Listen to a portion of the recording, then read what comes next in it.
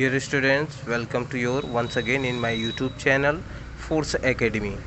Today we will start class 11 chapter 3 motion part second. मैंने part first इससे पहले आपको दे चुका हूँ, तो आज हम पार्ट सेकेंड में मोशन ऑफ इक्वेशन का डेरिवेशन देखेंगे।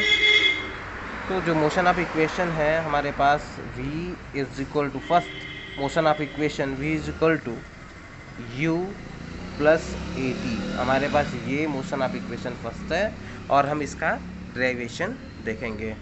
तो मैथमेटिकली जो एक्सीलरेशन का डिफिनीशन होता है, एक्सीलरेशन वो हमारे पास होता है if we differentiate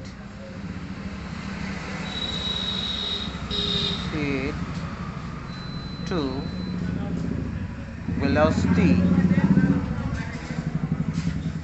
with respect to time is called acceleration. From the above we can write a is equal to d upon dt of v.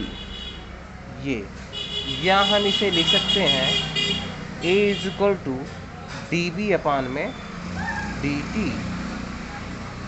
ये हमारे पास एक्सीलरेशन है, ठीक। तो हमारे पास जैसे अगर सपोज कर लीजिए कोई हमारे पास एक कार है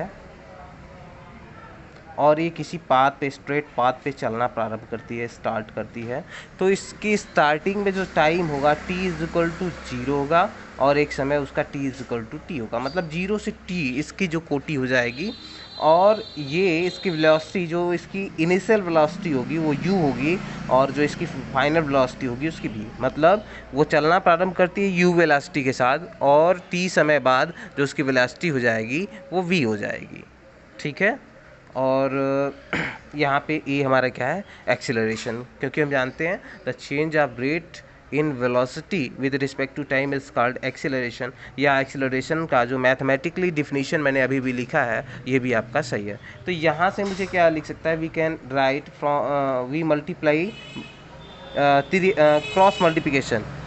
जब हम क्रॉस मल्टीप्लिकेशन करेंगे तो हमको मिलेगा a d t is equal to d we.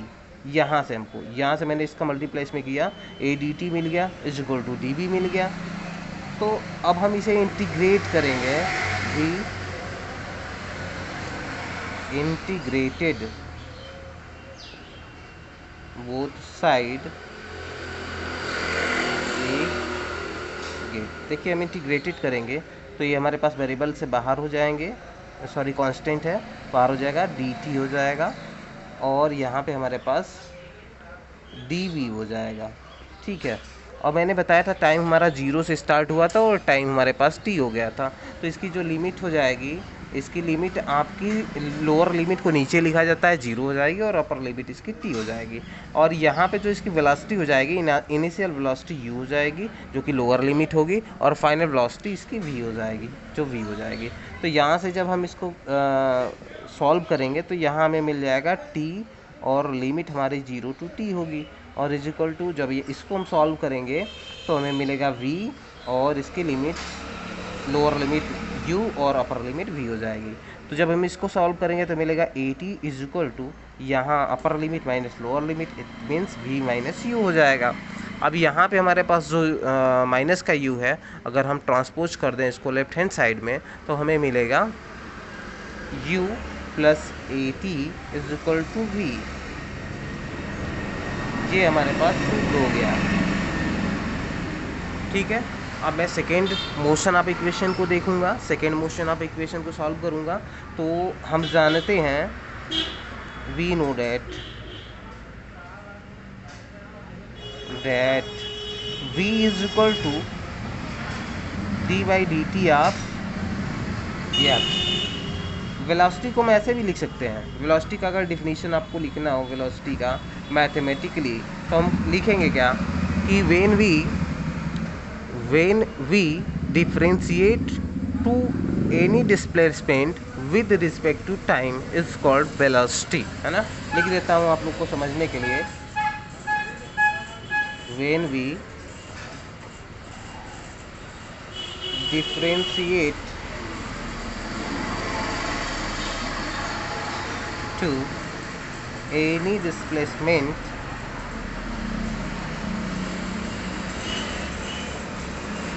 with respect to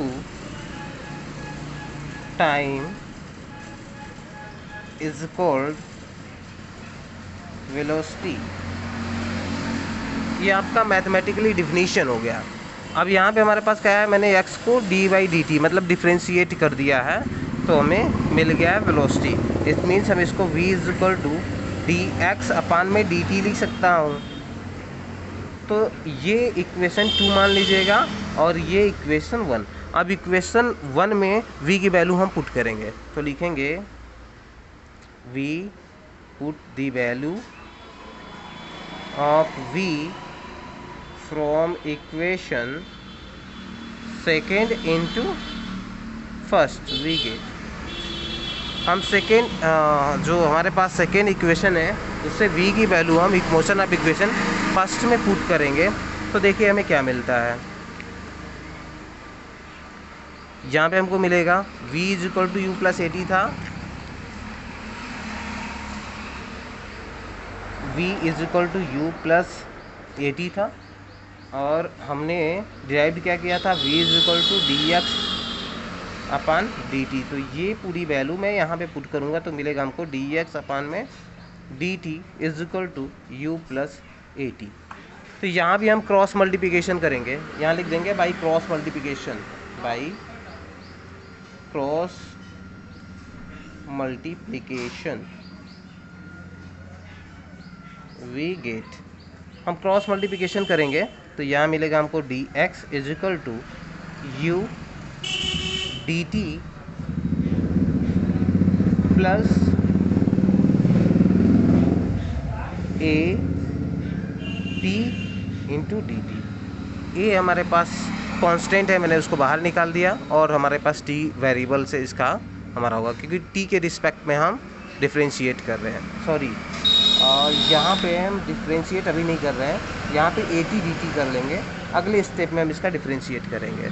U D T plus a T D T, इसका मल्टीप्लाई मैंने u में किया तो यू डी टी मिल गया, और इस डी टी का मल्टीप्लाई मैंने ए टी में किया तो हमको मिला ए टी और डी टी। डी टी ये है और ए टी है, मैंने मल्टीप्लाई कर दिया।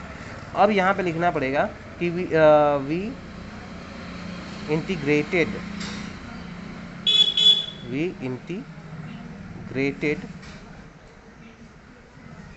To above we gate.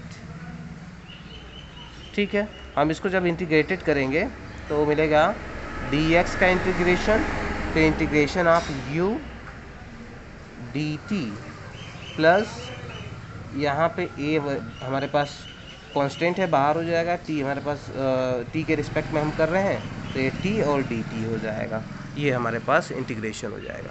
चूँकि मैंने बताया था कि जब हमारे पास कोई कार है वो चलना प्रारंभ करती है तो जब ये टाइम इसका t = 0 होता है, ठीक है, जब इसके पास t = 0 समय में वो उसकी वेलोसिटी u होती है, इसको इनिशियल वेलोसिटी कहेंगे, u वेलोसिटी होगी, और जब इसके पास ये t टाइम तक चल लेगा तो इसकी फाइनल वेलोसिटी ये v हो जाएगी, और उस ड्यूरिंग दिस टाइम उसके पास जो डिस्प्लेसमेंट होगा वो x होगा, इसलिए यहाँ पे x मैंने किया था, तो 0 से इसका डिस्प्लेसमेंट x हो चुका है। ठीक है, और टाइम 0 to t लग चुका है, और ये टाइम भी हमारा 0 to t है। अब जब हम इसका इंटीग्रेशन करेंगे तो ये हो जाएगा x, और इसकी लोअर लिमिट 0 to x हो जाएगी = u, और dt का करेंगे तो 2 मिलेगा, और लोअर लिमिट 0 to t हो जाएगी, प्लस a का होगा नहीं। अब यहाँ पे जब हम t का इंटीग्रेशन करेंगे तो हमें मिलेगा यहाँ पे t²/2, क्योंकि इसका और लिमिट 0 to t, क्योंकि इसका फॉर्मूला होता है हमारे पास, अगर हमारे पास x के पावर n है और इसका dx इंटीग्रेशन करना है तो हमारा जो फार्मूला होता है = x के पावर n + 1 अपान में n + 1 होता है प्लस c। इस फार्मूले का मैंने यूज़ किया है और इसको मैंने सॉल्व किया है। जैसे t के पावर में 1 था तो जितना पावर है उसमें +1 कर देना, तो 1 1 मिलके 2 हो जाएगा। अपान में n+1 पावर जितना है उसमें +1 कर देना, तो 1 1 2 हो जाएगा, तो अपान में 2 हो जाएगा। अब वैल्यू पुट कर देना आपको, तो x यहाँ मिलेगा और यहाँ पे मिलेगा आपको ut मिलेगा, प्लस यहाँ पे a मिलेगा। और जब t पुट करना है 0 पुट करेंगे तो 0 ही मिलेगा, तो यहाँ हमको मिलेगा at² / 2 मिलेगा, या इसे हम लिख सकते हैं x = ut + 1/2 at²। It is the motion of equation second proved. तो वीडियो में ज़्यादा लंबा नहीं करूँगा क्योंकि अपलोड करते समय ज़्यादा जीबी लगने लगता है। तो आज के लिए इतना ही, फिर मैं नेक्स्ट वीडियो में आपको मोशन ऑफ इक्वेशन में थर्ड डिराइव्ड कराऊंगा, फिर आपको प्रोजेक्टाइल मोशन में मैक्सिमम हाइट क्या होता है, टोटल टाइम ऑफ फ्लाइट क्या होता है, रेंज क्या होता है, सारे फॉर्मूले को मैं डिराइव्ड कराऊंगा। उसके बाद मैं उससे रिलेटेड जितने भी प्रॉब्लम्स होंगे हम उनको सॉल्व आउट करेंगे। ठीक है, आज के लिए इतना ही। All of you good day, और आप लोग चैनल को लाइक और सब्सक्राइब और शेयर करते रहिए प्लीज़।